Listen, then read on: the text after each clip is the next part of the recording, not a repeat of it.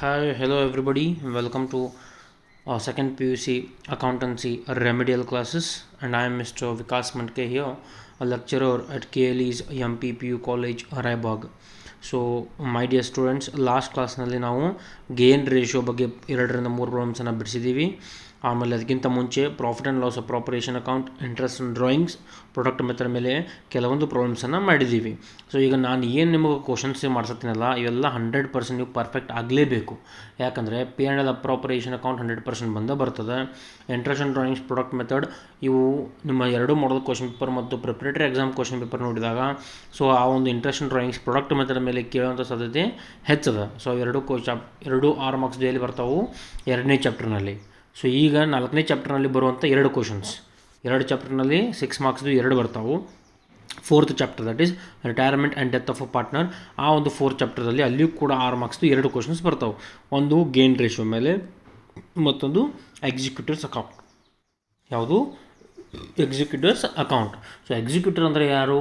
Executive is nothing but a legal representative ಅಂತ. Legal representative of a deceased person. ಸತ್ತಂಥ ವ್ಯಕ್ತಿ ಯಾರು ತೀರ್ಕೊಂಡಿರ್ತಾರಲ್ಲ, ಯಾವ ಒಬ್ಬ ಪಾಲುದಾರ ತೀರ್ಕೊಂಡಿರ್ತಾನಲ್ಲ, ಆ ಒಬ್ಬ ಪಾಲುದಾರನ ಪ್ರತಿನಿಧಿ ಅಂತ ಹೇಳ್ಬೋದು ನಾವು. ಕಾನೂನಾತ್ಮಕವಾಗಿ ಆ ಒಬ್ಬ ಪಾಲುದಾರನ ಪ್ರತಿನಿಧಿ ಅಂತ ಹೇಳ್ಬೋದು. Is a legal representative of home of a deceased partner of a died partner. ಯಾರು ಸತ್ತಿರ್ತಾರೋ ಆ ವ್ಯಕ್ತಿಯ ಪ್ರತಿನಿಧಿ ಅಂತ. ಸೊ ಯಾಕೆ ನಾವು ಅಕೌಂಟನ್ನು ಪ್ರಿಪೇರ್ ಮಾಡಬೇಕು? ಈಗ ಫಾರ್ ಎಕ್ಸಾಂಪಲ್ 3-4 ಜನ ಒಂದು ಪಾಲುದಾರಿಕೆ ಸಂಸ್ಥೆಯಲ್ಲಿದ್ದಾರೆ ಅಂತ ತಿಳ್ಕೊರಿ.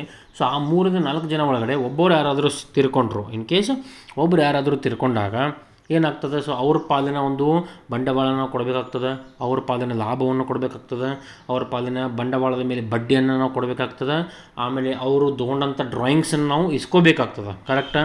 ಸೊ ಇದನ್ನೆಲ್ಲ ಯಾರು ಮಾಡಬೇಕು? ಆ ಪ್ರತಿನಿಧಿಗೆ ನಾವು ಕೊಡಬೇಕಾಗ್ತದೆ. ಇನ್ ಕೇಸ್ ಆ ಒಂದು ವರ್ಷದಲ್ಲಿ in financial year if a person expires, ಆ ಒಬ್ಬ ಪಾರ್ಟ್ನರ್ ಎಕ್ಸ್ಪೈರ್ ಆದ ಸತ್ತಂದ್ರೆ ಅವನ ಪಾಲಿಗೆ ಬರುವಂಥ ಅಮೌಂಟನ್ನೆಲ್ಲ ಅವನ ಪ್ರತಿನಿಧಿಗೆ ನಾವು ಕೊಡಬೇಕಾಗ್ತದೆ. ಸೊ ಆ ಒಂದು ಕಾರಣಕ್ಕಾಗಿ ಈ ಒಂದು ಎಕ್ಸಿಕ್ಯೂಟಿವ್ಸ್ ಅಕೌಂಟನ್ನು ನಾವು ಪ್ರಿಪೇರ್ ಮಾಡ್ತೀವಿ. ಸೊ ಎಕ್ಸಿಕ್ಯೂಟಿವ್ಸ್ ಅಕೌಂಟ್ ಯಾವಾಗ ಪ್ರಿಪೇರ್ ಮಾಡ್ತೀವಿ? ಯಾವಾಗ ಒಬ್ಬ ಪಾಲುದಾರ ತೀರ್ಕೊಂಡಾಗ. ಕರೆಕ್ಟಾ? ಸೊ ಕ್ವಶನ್ ನಂಬರ್ ನೋಡಿರಿ, ಕ್ವಶನ್ ನಂಬರ್ 28. ಇದು ನಿಮ್ಮ ಕ್ವಶನ್ ಬ್ಯಾಂಕ್ದಲ್ಲಿ ಇರುವಂಥ ಕ್ವಶನ್ ಅಲ್ಲ. ಸೊ ನೀವೇನು ಮಾಡಬೇಕು? ಕ್ವಶನನ್ನು ನೋಟ್ ಡೌನ್ ಬರ್ಕೋಬೇಕು. ಓಕೆ. ಸೊ ಕ್ವಶನ್ ನಂಬರ್ 28 ನೋಡ್ರಿ, ನಿಮ್ಮ ಸ್ಕ್ರೀನ್ ಮೇಲೆ ಬರುವಂಥ question number 28. A, B and C were partners in a firm sharing profits and losses in the ratio of 2:2:1. ಎಷ್ಟು ಜನ ಪಾರ್ಟ್ನರ್ಸ್ ಅದಾರ ಇಲ್ಲಿ? ಎ, ಬಿ ಮತ್ತು ಸಿ ಅನ್ನೋ 3 ಜನ ಪಾರ್ಟ್ನರ್ಸ್ ಅದಾರ ಇಲ್ಲಿ. ಕರೆಕ್ಟಾ?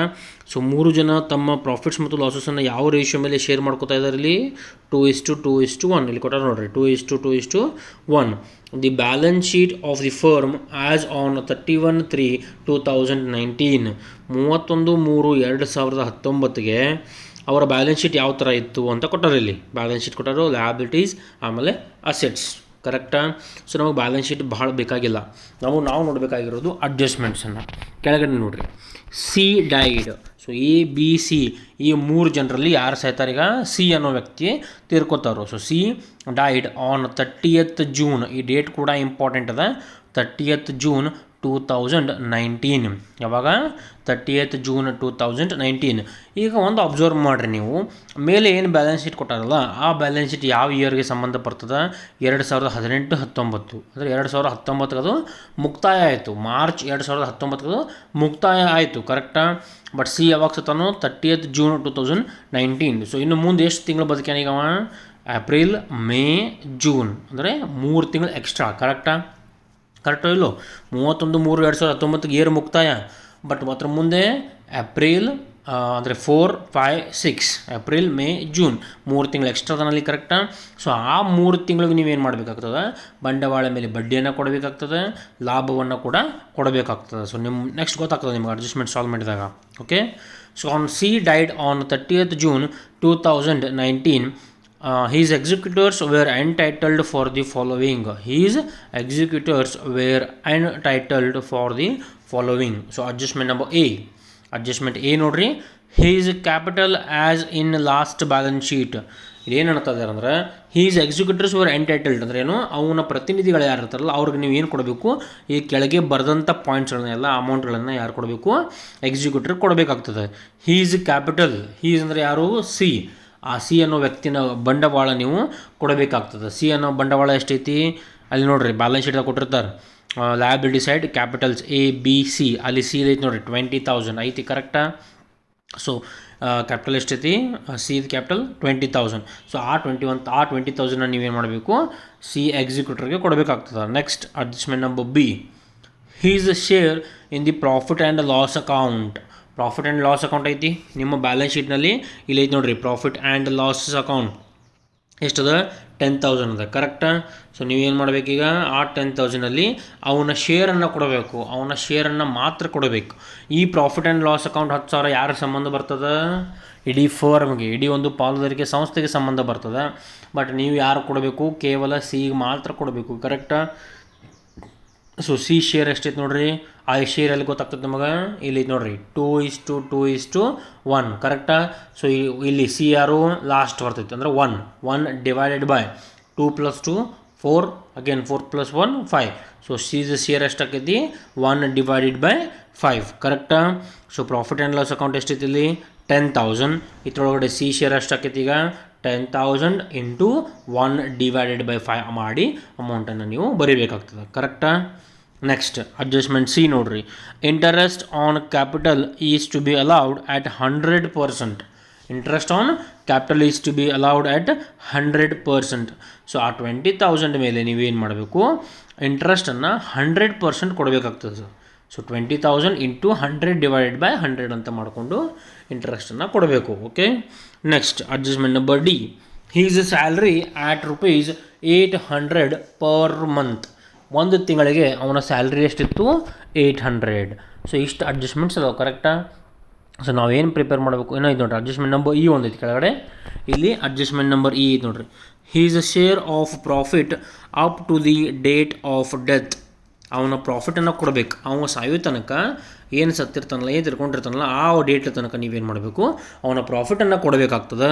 The profit of the firm for the current year estimated at ₹20,000. Profit of the firm for the current ಇಯರ್ದ ಪ್ರಾಫಿಟ್ ಎಷ್ಟೈತಿ 20,000 ಐತಿ. ಆ ಒಂದು 20,000 ಯಾರ ಪ್ರಾಫಿಟ್, ಅದು ಇಡೀ ಫರ್ಮ್, ಅಲ್ಲಿ ಕೊಟ್ಟಾರ ನೋಡ್ರಿ, the profit of the firm. So ಆ ಒಂದು ಸಂಸ್ಥೆದ ಪ್ರಾಫಿಟ್ ಇದೆ, ಕರೆಕ್ಟ್ ಇದೆ. ಬಟ್ ನಮಗೆ ಏನು ಬೇಕಾಗಿರುತ್ತೆ, ಏನು ಬೇಕು, ಕೇವಲ ಸಿನ ಶೇರ್ ಮಾತ್ರ ಬೇಕು, ಕರೆಕ್ಟಾ?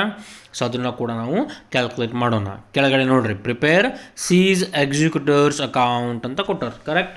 ಸೊ ಈಗ ಕಾಲಮ್ ಹಾಕ್ಬೇಕು, ನೀವು ವಿಡಿಯೋನ ಪೋಸ್ ಮಾಡಿರಿ. ಸೀಸ್ ಎಕ್ಸಿಕ್ಯೂಟರ್ಸ್ ಅಕೌಂಟ್ ಅಂತ ಹೆಡಿಂಗ್ ಬರ್ಕೊಂಡು ಎರಡು ಕಡೆ ಕಾಲಮ್ ಹಾಕಬೇಕು, ಪರ್ಟಿಕ್ಯುಲರ್ಸ್ ಅಮೌಂಟ್, ಆ ಕಡೆ ಡೆಬಿಟ್, ಈ ಕಡೆ ಕ್ರೆಡಿಟ್, ಅದನ್ನು ಬರಿಬೇಕು. ಓಕೆ, ನೋಡಿರಿ, ಈಗ ನಾವು ಕ್ರೆಡಿಟ್ ಸೈಡ್ ಏನೆಲ್ಲ ಐಟಮ್ಸ್ ತೊಗೋಬೇಕು, ಆ ಸಿ ಅನ್ನೋ ವ್ಯಕ್ತಿಗೆ ಲಾಭ ಆಗುವಂಥ ಐಟಮ್ಸ್ಗಳನ್ನು ನಾವು ಕ್ರೆಡಿಟ್ ಸೈಡ್ ತೊಗೋಬೇಕು. ಅಂದರೆ ಕ್ರೆಡಿಟ್ ಸೈಡ್ ಇನ್ಕಮ್ಸನ್ನು ರೆಕಾರ್ಡ್ ಮಾಡ್ತೀವಿ ನಾವು. ನಾನು ನಿಮಗೆ ಹೇಳಿದ್ದೀನಿ, ನಾನು ಆಫ್ಲೈನ್ ಕ್ಲಾಸ್ನಲ್ಲಿ ಕೂಡ ಹೇಳಿದ್ದೀನಿ. ಕ್ರೆಡಿಟ್ ಸೈಡ್ ನಾವೇನು ಮಾಡಬೇಕು, ಆ ಸಿ ಅನ್ನೋ ವ್ಯಕ್ತಿಗೆ ಅಥವಾ ಸಿ ಪ್ರತಿನಿಧಿ ಯಾರಿರ್ತಾರಲ್ಲ ಎಕ್ಸಿಕ್ಯೂಟರ್, ಅವ್ರಿಗೆ ಅದರಿಂದ ಲಾಭ ಆಗುವಂಥ ಐಟಮ್ಸನ್ನು ಕ್ರೆಡಿಟ್ ಸೈಡ್ ತೊಗೋತೀವಿ, ಅವ್ರಿಗೆ ಎಕ್ಸ್ಪೆನ್ಸಸ್ ಆಗುವಂಥ ಐಟಮನ್ನು ಡೆಬಿಟ್ ಸೈಡ್ ತೊಗೋತೀವಿ, ಕರೆಕ್ಟಾ? ಸೊ ಈಗ ಏನು ಮಾಡಬೇಕು, ಕಾಲಮ್ ಹಾಕಂತಲೇ ಪ್ರತಿಯೊಂದು ಅಡ್ಜಸ್ಟ್ಮೆಂಟ್ಸನ್ನು ಓದ್ಕೊಂತ ಹೋಗ್ಬೇಕಾಗ್ತದೆ. ಸೊ ಫಸ್ಟ್ ಅಡ್ಜಸ್ಟ್ಮೆಂಟ್ ನೋಡಿರಿ, his capital has in last balance sheet. ಏನು ಕೊಡಬೇಕಂತ ಹೇಳ್ತಿದ್ದಾರೆ ಅವರು, ಕ್ಯಾಪಿಟಲನ್ನು ಕೊಡಬೇಕು. ನಾವು ಸಿಗೆ ಅವನ ಕ್ಯಾಪಿಟಲನ್ನು ಕೊಡಬೇಕು. ಈಗ ಸಿಗೆ ನೀವು ಬಂಡವಾಳ ಕೊಡಾಕತ್ತೀರಿ, ಸಿ ಬಂಡವಾಳ ಕೊಡಾಕತ್ತೀರಿ, ಬಟ್ ಸಿಗೆ ಏನಾಗ್ತದೆ, ಅದು ಸಿಗೆ ಅದು ಇನ್ಕಮ್ ಆಗ್ತದೆ, ಎಕ್ಸ್ಪೆನ್ಸ್ ಆಗ್ತದೆ. ಯಾಕಂದ್ರೆ ಅವನು ಇನ್ಕಮ್ ಮಾಡ್ಕೋತಾನೆ, ಬಂಡವಾಳ ರಿಸೀವ್ ಮಾಡ್ಕೋತಾನಲ್ಲಿ, ಕ್ಯಾಪಿಟಲನ್ನು ರಿಸೀವ್ ಮಾಡ್ಕೋತಾನೆ, ಕರೆಕ್ಟಾ? ಸೊ ಅವನಿಗೆ ಬಂಡವಾಳ ರಿಸೀವ್ ಮಾಡ್ಕೋತಾನಂದ್ರೆ ಅವ್ನಿಗೇನಾಗ್ತದೆ, ಅದು ಏನಾಗ್ತದೆ ಅಂದ್ರೆ ಇನ್ಕಮ್ ಆಗ್ತದೆ, ಕರೆಕ್ಟಾ? ಸೊ ಅದಕ್ಕೆ ನಾವು ಅದನ್ನ ಯಾವ ಸೈಡ್ ತೊಗೋಬೇಕು, ಕ್ರೆಡಿಟ್ ಸೈಡ್.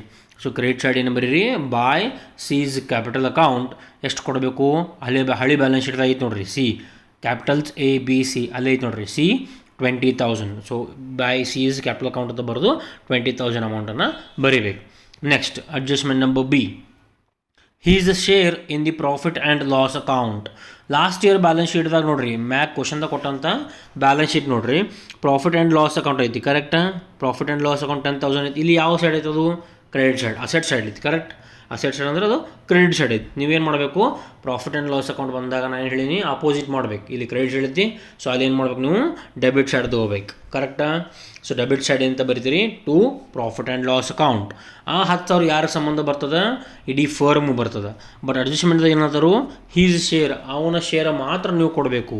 ಸೊ ಅದೆಷ್ಟೈತಿ amount 10,000 into share of C ಎಷ್ಟೈತಿ 1/5. ಸೊ 10,000 ಇಂಟು 1/5 ಮಾಡಿದಾಗ ಎಷ್ಟು ಬರ್ತದೆ ಅಮೌಂಟ್ 2,000. ಎಷ್ಟು ಬರ್ತದೆ, ಇಲ್ಲಿ 1,000 ಮಾಡ್ಯಾರ ಅವರು, ಅಲ್ಲಿ ಪ್ರಿಂಟಿಂಗ್ ಮಿಸ್ಟೇಕ್ ಆಗದ. ನೀವೇನು ಮಾಡಬೇಕು 10,000 ಇಂಟು 1/5 ಅಂತ ಮಾಡಿರಿ, ಎಷ್ಟು ಬರ್ತದೆ 2,000. ಕರೆಕ್ಟಾ? Next adjustment number C, interest on capital is to be allowed at 100%. ಆ ಒಂದು ಬಂಡವಾಳ ಮೇಲೆ ಅವಂಗೆ ನೀವು ಬಡ್ಡಿಯನ್ನು ಕೊಡಬೇಕಾಗ್ತದೆ. ಯಾರು? ಸಂಸ್ಥೆಯವರು. ಆ ಒಂದು ಬಂಡವಾಳದ ಮೇಲೆ ಬಡ್ಡಿಯನ್ನು ಕೊಡಬೇಕು. ಸೊ ಈಗ ಸಿಗದು ಆದಾಯ ಆಗ್ತದೋ ಅಥವಾ ವೆಚ್ಚ ಆಗ್ತದೋ, it is an income or expense. ಬಂಡವಾಳ ಮೇಲೆ ಬಡ್ಡಿ ನಾವು ರಿಸೀವ್ ಮಾಡ್ಕೋತಾನೆ. ಕರೆಕ್ಟಾ? ಅಂದರೆ ಏನು, ಹಣವನ್ನು ರಿಸೀವ್ ಮಾಡ್ಕೋತಾನೆ. ಈಗ ಅವನ ಹಣ ರಿಸೀವ್ ಮಾಡ್ಕೋತಾ ಇದ್ದಾನೆ, ಕ್ಯಾಶನ್ನು ರಿಸೀವ್ ಮಾಡ್ತಾ ಇದ್ದಾನೆ ಅಂದರೆ ಅವ್ಗೆ ಏನಾಗ್ತದದು ಇನ್ಕಮ್ ಆಗ್ತದೆ. ಸೊ ಅವ್ಗೆ ಇನ್ಕಮ್ ಆಗ್ತದೆ ಅಂದ್ರೆ ಅದನ್ನು ಯಾವ ಸೈಡ್ ರೆಕಾರ್ಡ್ ಮಾಡ್ಬೇಕು ನಾವು, ಕ್ರೆಡಿಟ್ ಸೈಡ್. ಸೊ ಏನಂತ ಬರಿತೀರಿ, ಬಾಯ್ ಇಂಟರೆಸ್ಟ್ ಆನ್ ಕ್ಯಾಪಿಟಲ್ ಅಂತ ಬರಿಬೇಕು. ಬಾಯ್ ಇಂಟರೆಸ್ಟ್ ಆನ್ ಕ್ಯಾಪಿಟಲ್ ಅಕೌಂಟ್. ಎಷ್ಟು ಕ್ಯಾಪಿಟಲ್ ಎಷ್ಟೈತಿ 20,000. ಇಲ್ಲಿ ನೋಡ್ರಿ ಕ್ವಶನ್ದಾಗ ಕ್ಯಾಪಿಟಲ್ಸ್ ಸಿ ಎಷ್ಟೈತಿ 20,000. ಎಷ್ಟು ಪರ್ಸೆಂಟೇಜ್ ಕೊಡೋಣತ್ತಾರ ಅವರು, 20,000 ಇಂಟು 10/100. ಸಾರಿ, ಇಲ್ಲಿ 100% ಇದಲ್ಲ, ಈ ಕ್ವಶನನ್ನು ಚೇಂಜ್ ಮಾಡ್ಕೋರಿ. ಅಡ್ಜಸ್ಟ್ಮೆಂಟ್ ನಂಬರ್ ಸಿ, ಅಲ್ಲಿ 100% ತೆಗಿರಿ, 10% ಅಷ್ಟೇ ಮಾಡಿರಿ. 1 0 ಎಕ್ಸ್ಟ್ರಾ ಆಗ್ಯದ, ಆ 100ಅನ್ನು 10% ಅಂತ ಮಾಡ್ಕೋರಿ. ಕರೆಕ್ಟಾ? ಸೊ ನೋಡ್ರಿ ಇಲ್ಲಿ by interest on capital account 20,000 into 10/100 into 3/12. Sir ಇಲ್ಲಿ 3/12 ಯಾಕೆ ಮಾಡ್ಯಾರ್ರಿ? ಇಲ್ಲಿ 3/12 ಯಾಕೆ ಮಾಡ್ಯಾವಂದ್ರೆ ನಾವು ಅವನು ಎಷ್ಟು ಮಂತ್ಸ್ ನೋಡ್ರಿ, ಆ ಒಂದು 10% ನಾವು ಲಾಸ್ಟ್ ಇಯರ್ ಬ್ಯಾಲೆನ್ಸ್ ಶೀಟ್ ತನಕ ಕೊಡತ್ತೀವಿ. ಆ ಒಂದು 20,000 ಅಮೌಂಟ್ ಒಂದು ಏನು ಕ್ಯಾಪಿಟಲ್ ಐತಲ್ಲ ಅದ್ರ ಮೇಲೆ 10% ನಾವು ಕೊಡ್ತಾಯಿದ್ದೀವಿ. ಕರೆಕ್ಟಾ?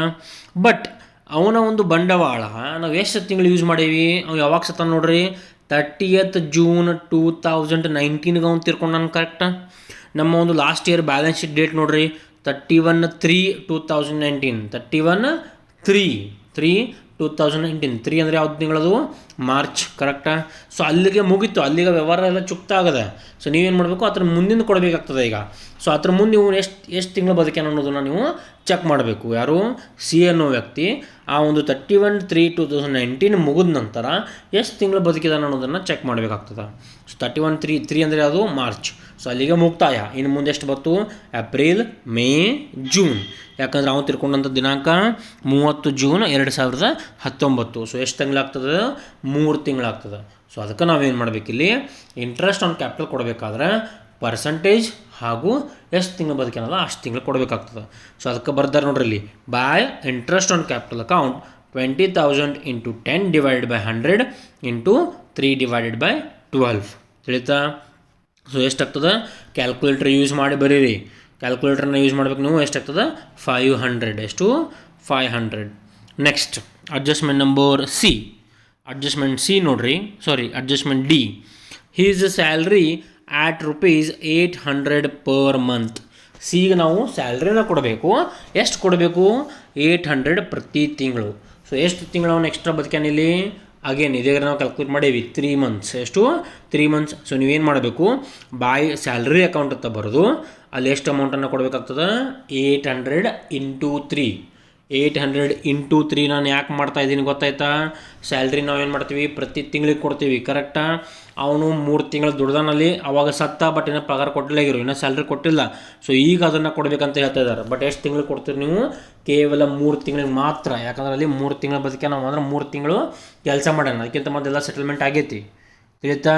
ಇಲ್ಲಿ 3/12 ಮಾಡೋಂಗಿಲ್ಲ, ಯಾಕಂದ್ರೆ ಸ್ಯಾಲ್ರಿ ಕೊಡೋದು ಪ್ರತಿ ತಿಂಗಳಿಗೆ ನಾವು. ಸೊ 800 ಇಂಟು 3 ಅಂತ ಮಾಡಿ 2,400 ಅಮೌಂಟನ್ನು ಬರೀಬೇಕು. ನೆಕ್ಸ್ಟ್ ಅಡ್ಜಸ್ಟ್ಮೆಂಟ್ ಈ ನೋಡ್ರಿ, his a share of profit up to the date of his death. ಅವನ ಪ್ರಾಫಿಟನ್ನು ಕೊಡಬೇಕು ನಾವು. ಅವನ ಶೇರ್ ಆಫ್ ಪ್ರಾಫಿಟನ್ನು ಕೊಡಬೇಕಂದ್ರೆ ನೀವು P&L ಸಸ್ಪೆನ್ಸ್ ಅಕೌಂಟ್ ಅಂತ ಬರೀಬೇಕು. ಏನು, P&L ಸಸ್ಪೆನ್ಸ್ ಅಕೌಂಟ್ ಅಂತ. ಇದನ್ನು ಯಾವ ಸೈಡ್ ಹೋಗ್ಬೇಕು ಈಗ, ಡೆಬಿಟ್ ಸೈಡು ಅಥವಾ ಕ್ರೆಡಿಟ್ ಸೈಡು. ಅವನ ಪ್ರಾಫಿಟನ್ನು ಕೊಡ್ತಾ ಇದ್ದೀರಿ ನೀವು, ಅವನಿಗೆ ಪ್ರಾಫಿಟ್ ಕೊಡ್ತಾ ಇರೋದ್ರಿಂದ ಅವ್ನಿಗೆ ಲಾಭ ಆಗ್ತದೆ. ಕರೆಕ್ಟಾ? ಅವ್ನಿಗೆ ಅದು ಒಂದು ಇನ್ಕಮ್. ಸೊ ಇನ್ಕಮ್ ಆದರೆ ಯಾವ ಸೈಡ್ ಹೋಗಬೇಕು, credit side. So his a share of profit up to the date of his death ಅಂದ್ರೆ ಏನು P and L suspense account ಅಂತ ಬರೀಬೇಕು ಇಲ್ಲಿ credit side. So by P and L suspense account the profit of the firm for the current year estimated at ₹20,000. Profit ಎಷ್ಟದ 20,000 ಅದ. ಎಷ್ಟು 20,000. ಆ ಒಂದು ಪ್ರಾಫಿಟ್ ಯಾರಿಗೆ ಸಂಬಂಧ ಬರ್ತದೆ ಎ ಬಿ ಸಿ 3 ಪಾರ್ಟ್ನರ್ಗೆ ಸಂಬಂಧ ಬರ್ತದೆ.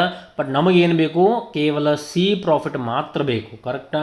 ಸೊ ನಾವೇನು ಮಾಡಬೇಕೀಗ 20,000 ಇಂಟು 1/5. 1/5 ಯಾಕೆ ಮಾಡ್ತಾ ಇದ್ದೀನಿ ಸಿನ ಶೇರ್ ಅದು ಎಷ್ಟು ಸಿ ಬಂದಂಥ ಒಂದು ಪಾಲು. ಯಾಕಂದ್ರೆ 2:2:1 ಅಂತ ರೇಷೋ ಐತಿ. ಕರೆಕ್ಟಾ? ಸೊ ಸಿದ ಶೇರ್ ಎಷ್ಟಾಕೈತಿ 1/5. ಸೊ 20,000 ಇಂಟು 1/5 ಇಂಟು 3/12 ಇಂಟು 3/12 ಯಾಕೆ ಮಾಡ್ತಾ ಇದ್ದೀನಿ ನಾನು ಬಿಕಾಸ್ ಎಷ್ಟು ತಿಂಗಳು ಬದುಕಿದೆ ನಾನು 3 ತಿಂಗಳು ಮಾತ್ರ. ಸೊ ಅದಕ್ಕೆ ನಾವೇನು ಮಾಡಬೇಕು 3/12 ಅಂತ ಮಾಡ್ಕೋಬೇಕು. ಸೊ ಎಷ್ಟು ಬರ್ತದೆ ನೋಡ್ರಿ 1,000 ಬರ್ತದೆ. ಕರೆಕ್ಟಾ? ಸೊ ಇಷ್ಟನ್ನು ಮಾಡ್ಕೋಬೇಕು ನೀವು. ಯಾವುದು ಅವ್ಗೆ ಲಾಭ ಆಗ್ತದೆ ಯಾವುದು ಅವ್ಗೆ ಇನ್ಕಮ್ ಆಗ್ತದನ್ನ ಕ್ರೆಡಿಟ್ ಸೈಡ್ ರೆಕಾರ್ಡ್ ಮಾಡಿರಿ, ಯಾವುದು ಅವ್ಗೆ ಎಕ್ಸ್ಪೆನ್ಸ್ ಆಗ್ತದೆ ಡೆಬಿಟ್ ಸೈಡನ್ನು ರೆಕಾರ್ಡ್ ಮಾಡಿರಿ. ಇಲ್ಲಿ ನಾವು ಡೆಬಿಟ್ ಸೈಡ್ ಏನು ರೆಕಾರ್ಡ್ ಮಾಡೀವಿ ಕೇವಲ ಪ್ರಾಫಿಟ್ ಆ್ಯಂಡ್ ಲಾಸ್ ಅಕೌಂಟ್ ಮಾತ್ರ ರೆಕಾರ್ಡ್ ಮಾಡೀವಿ. ಕರೆಕ್ಟಾ? ಅಲ್ಲಿ ಅಸೆಟ್ ಸೈಡ್ ಐತಿ ಇಲ್ಲಿ ಅದರಲ್ಲಿ ಕ್ರೆಡಿಟ್ ಸೈಡ್ ಐತಿ ಇಲ್ಲಿ ಡೆಬಿಟ್ ಸೈಡ್ ತೊಗೋಬೇಕು ನೀವು. ಈಗ ಟೋಟಲ್ ಮಾಡಿರಿ ಯಾವ ಸೈಡ್ ಟೋಟಲ್ ಹೆಚ್ಚಾಗತ್ತೆ ಅನ್ನೋದನ್ನು ಚೆಕ್ ಮಾಡ್ಕೋಬೇಕು ನೀವು, ಕ್ರೆಡಿಟ್ ಸೈಡು ಅಥವಾ ಡೆಬಿಟ್ ಸೈಡು. ಇಲ್ಲಿ ಈ ಒಂದು ನಿಮ್ಮ ಕ್ವಶನಲ್ಲಿ ಕ್ರೆಡಿಟ್ ಸೈಡ್ ಟೋಟಲ್ ಹೆಚ್ಚಾಗ್ತದೆ ಎಷ್ಟು 23,900. 23,900 ಇಲ್ಲಿಯೂ ಕೂಡ 23,900. ಸೊ ಬ್ಯಾಲೆನ್ಸ್ ಎಷ್ಟಾಗ್ತದೆ ನೋಡಿರಿ 21,900.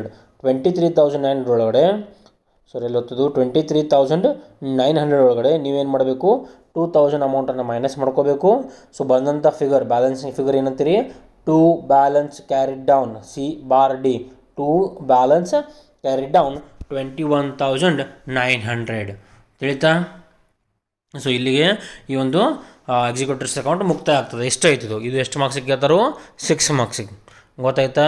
ಅವನ ಪಾಲಿನ ಕ್ಯಾಪಿಟಲನ್ನು ಕೊಡಬೇಕು, ಇಂಟ್ರೆಸ್ಟ್ ಆನ್ ಕ್ಯಾಪಿಟಲನ್ನು ಕೊಡಬೇಕು, ಪಿ ಆ್ಯಂಡ್ ಎಲ್ ಸಸ್ಪೆನ್ಸ್ ಅಂತ ಹೇಳಿ ಪ್ರಾಫಿಟನ್ನು ಕೊಡಬೇಕಾಗ್ತದೆ, ಸ್ಯಾಲ್ರಿ ಇದ್ದರೆ ಸ್ಯಾಲ್ರಿ ಕೊಡಬೇಕು, ಡ್ರಾಯಿಂಗ್ಸ್ ಇದ್ದರೆ ಅದನ್ನು ಡೆಬಿಟ್ ಸೈಡ್ ಎಂಟ್ರಿ ಮಾಡಬೇಕು. ಗೊತ್ತಾಯ್ತಾ? ಸೊ ನೆಕ್ಸ್ಟ್ ಕ್ಲಾಸ್ನಲ್ಲಿ ಮತ್ತೊಂದು ಪ್ರಾಬ್ಲಮನ್ನು ಮಾಡ್ತೀನಿ. ನೀವೇನು ಮಾಡಬೇಕೀಗ ಈ ಕ್ವಶನನ್ನು ಬರ್ಕೊರಿ, ಆಮೇಲೆ 3 ಸಲ ಈ ಒಂದು ಪ್ರಾಬ್ಲಮನ್ನು ನೋಡೋದು ನಿಮ್ಮ ಒಂದು ರೆಮಿಡಿಯಲ್ ನೋಟ್ಬುಕ್ನಲ್ಲಿ ನೀವು ಬರ್ಕೋಬೇಕು. ಕ್ಲಿಯರಾ? So that's all in today's class. Stay home, stay safe. Thank you.